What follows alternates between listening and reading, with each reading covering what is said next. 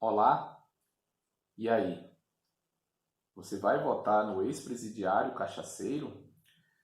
E se depois seu filho chegar em casa maconhado? Como vai ser?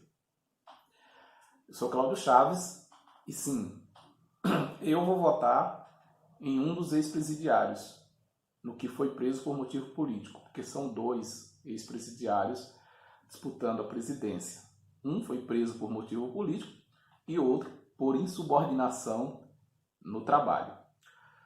Mas antes de prosseguir com a minha reflexão, com o meu comentário, eu quero me dirigir, né, especialmente aos pais e mães, principalmente religiosos, que porventura, né, tiverem acesso a esse vídeo, a esse meu comentário, dizendo do meu respeito, né, com a preocupação deles, né, com o temor, com o receio de que com a eleição do Lula, né, os seus filhos sejam capturados, sejam sequestrados para o crime organizado, se tornarem usuários de maconha, militantes pró-aborto, vierem suas filhas a abortarem, se prostituírem, enfim, todas essas questões.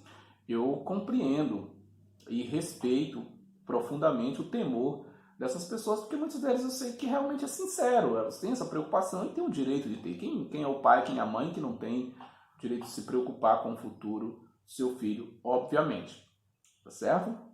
Porém, eu quero fazer uma reflexão, ao mesmo tempo justificando o meu voto nesse aspecto, né, e prestando alguns esclarecimentos a respeito. Primeiro, a gente precisa considerar que Lula já foi presidente, o PT já presidiu o país, juntamente com o MDB, outra hora com o PL, enfim, com outros partidos, durante 8 anos. Não é? E o que se viu, não é, foi o contrário disso. Não é? As igrejas foram muito bem acolhidas pelo governo do PT, tiveram muito apoio, com leis que beneficiaram as igrejas. Eu não vou falar aqui porque estão sendo divulgadas aí aos montes, todo mundo sabe disso, não é? E tem outros dois aspectos que as pessoas não enfatizam muito, mas, por exemplo, as igrejas, principalmente o segmento chamado evangélico, cresceu muito durante esse período por conta do acesso que eles tiveram, né, à comunicação, a rádios, a televisão, canais de rádio e televisão, né, em seguida veio a internet, e também os convênios, as parcerias feitas com ONGs ligadas, né, a religiões, a igrejas, não é? Seja na área social, institutos, associações de apoio, né, social mesmo, que trabalham com pessoas usuários de drogas, retirando da rua, etc. Tal, com clínicas de reabilitação, não é? Organizações que cuidam da saúde, clínicas, hospitais, não é?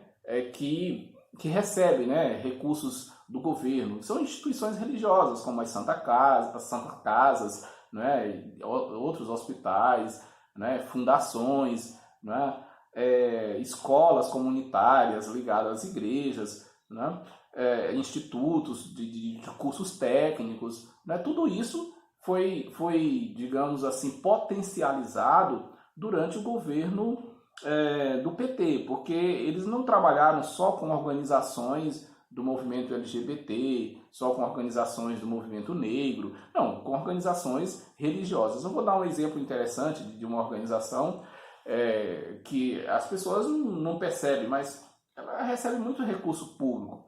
Aqui no Amapá, o Hospital São Camilo, que para muita gente é apenas um hospital privado. Não, o São Camilo é uma sociedade beneficente e tem parceria e tem convênios com o SUS e recebe dinheiro público. Ou você acha que os pobres são atendidos lá como? Com recursos do SUS. Então isso é só um exemplo de como o governo sempre trabalhou junto com as igrejas, sejam católicas, seja evangélicas. Você vai encontrar inúmeras associações, inúmeras organizações ligadas a igrejas evangélicas que recebem dinheiro do governo e que receberam muito dinheiro na época do governo do PT. Não é? Esse é um ponto. O segundo ponto é que falta honestidade no debate, não é? Essa questão tanto da legalização do, do comércio, né, da comercialização da maconha, eu digo da comercialização porque a gente diz assim que é a liberação do consumo de maconha. Ora, o consumo de maconha nunca foi proibido no Brasil, né? O que é proibido, né, tanto é que você não vê usuário sendo preso por ser usuário, o que é proibido é a produção, né, o cultivo, é o transporte, é a comercialização. É isso que está em debate, não é o consumo. Quem quiser consumir maconha, né, se tiver como adquirir, que consuma à vontade, que não tem nenhuma punição para isso. Esse é o primeiro fato. O segundo é que isso não é presidente que decide, isso não é para ser discutido numa eleição presidencial. Né? Quem decidiu sobre células-troncos no Brasil não foi o presidente, quem decidiu foi o Congresso e o STF. Quem decidiu sobre feminicídio não foi o presidente, foi o Congresso. Quem decidiu sobre aborto de anencefalo e vítimas de estupro não foi presidente, foi o Congresso. Né? Quem decidiu sobre o fundo eleitoral não foi o presidente, foi o Congresso. Quem decidiu sobre orçamento secreto não foi o presidente, foi o Congresso. Então, por que ficar discutindo isso numa eleição para presidente? Quem vai decidir isso são os cientistas, né, sobre a questão do aborto, sobre a questão do consumo de maconha e de outras drogas, com base em estatísticas, com base em estudos, em pesquisas de cientistas, de professores. Vão ouvir a comunidade, vão debater, vão fazer audiências públicas e vão decidir. Isso não é presidente. Esse é um outro ponto que também, quem quer discutir de forma séria, esclarece que não é o poder executivo que vai decidir isso, sim o poder legislativo. Isso é uma discussão que tem que ser feita com os deputados, com os senadores, com os juízes que podem eventualmente considerar uma lei nesse sentido inconstitucional. Mas o poder executivo não é que vai impedir ou promover isso aí. Um terceiro ponto, não é que isso aí me preocupa um pouco, porque se você, como pai, como mãe, principalmente religioso, precisa, ou seja, depende do candidato, né, para que seu filho consuma ou deixe de consumir maconha, por exemplo, né, engravidar antes de ser adulto, fora do casamento, etc. Se você depende do candidato, né, que vai ser eleito para isso, você sendo religioso, você precisa tomar cuidado, porque seu filho pode perceber que não é de presidente que ele precisa mudar, ele precisa mudar de pai e de mãe. Observe uma coisa, desde quando você sabe que consumo e bebida, consumo e venda, melhor dizendo, de bebida alcoólica no Brasil é algo legal, é algo permitido? Não é? É permitido, é legal. E é o governo que legaliza isso. E as pessoas ganham dinheiro com isso. Inclusive, muitos religiosos trabalham em distribuidora de bebida, trabalham transportando bebida, tiram ali o sustento para a sua família, mesmo sendo religioso. Não é? E aí, por conta disso, porque é legal o consumo de bebida, seus filhos vão se tornar alcoólatras? Isso vai depender da legalização da bebida, de ter bares onde você mora, de ter festas, boates, ou vai depender da educação que você vai dar para ele?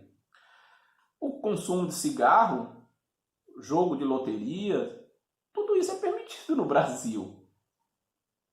Mas a questão, o que decide, né, se o seu filho, criança ou adolescente, essa questão moral, essa questão do que ele vai consumir, do que ele... Até alimentos.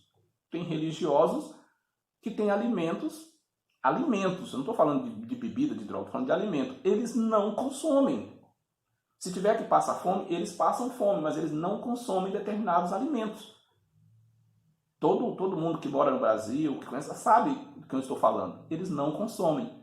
E, por exemplo, ele pode estar na escola, ter 7 anos, 6 anos de idade, 9 anos, e ele vê todo mundo lanchando aquilo ali. Ele não lancha, mesmo estando sozinho, sem o pai e sem a mãe. Comida. Ele vai fumar maconha só porque o governo diz que é legal fumar? Que não é proibido? É óbvio que não. Repito, se você diz, você é cristão, não é? e diz que o seu voto não é com base na questão para melhorar o salário, a escola pública, o transporte público, diminuir a pobreza, né? Segurança pública, o saneamento da sua rua, água tratada, energia elétrica, diminuir a inflação, melhorar o crédito para você comprar. Se não é com base nisso, mas é para evitar que seu filho venha fumar maconha, tome mais cuidado, porque, eu repito, talvez o seu filho entenda que não é de presidente que ele precisa trocar, ele está precisando trocar de pai e de mãe. Então, imagine você que o mundo da época de Noé, como é que era? Você acha que o povo da época de Noé, você que é religioso, que é crente, que é cristão, que lê a Bíblia, era um povo, era uma sociedade menos depravada do que a nossa? Você acha que era uma sociedade menos violenta, menos desonesta, menos corrupta do que a nossa? Jesus disse que a geração do tempo em que ele viria, que ele voltaria à Terra, ou que ele virá, seria semelhante à geração do tempo de Noé. O que aconteceu com a geração do tempo de Noé? Qual foi o limite que Deus colocou? Foi o extermínio. Ele exterminou. Se nós ainda não fomos exterminados, se a nossa geração ainda não foi exterminada, é porque nós não chegamos a esse limite. O que leva qualquer pessoa a compreender, a concluir, que a geração do tempo de Noé era bem pior do que a nossa. Como é que Noé salvou a família dele? Foi graças ao presidente da época? Foi graças à bancada religiosa da época? Não. Quem cuidou da família de Noé foi Noé, porque a família não é uma questão de Estado. Você acha que o povo de Sodoma, o povo de Gomorra, era mais comportado do que a nossa sociedade hoje? Era menos corrupto? Era menos frívolo? Era menos depravado? Mas Ló protegeu a sua família. Conseguiu. Ele não precisou de leis que proibissem as suas filhas de serem depravadas, de se envolverem com orgias, com drogas. Não. Entende? Então, essa questão não é uma questão de Estado. Sabe? Independentemente de quem seja o presidente, né? A sociedade tem as suas próprias convenções, né? Os seus próprios costumes, enfim, isso é natural. Isso depende muito mais de você, como um pai, como mãe, da educação que você vai dar aos seus filhos, tá bom? Então, eu espero realmente ter contribuído, né, esclarecimento nesse sentido, né? Qualquer momento a gente volta com mais alguma reflexão dentro desse contexto. Até mais.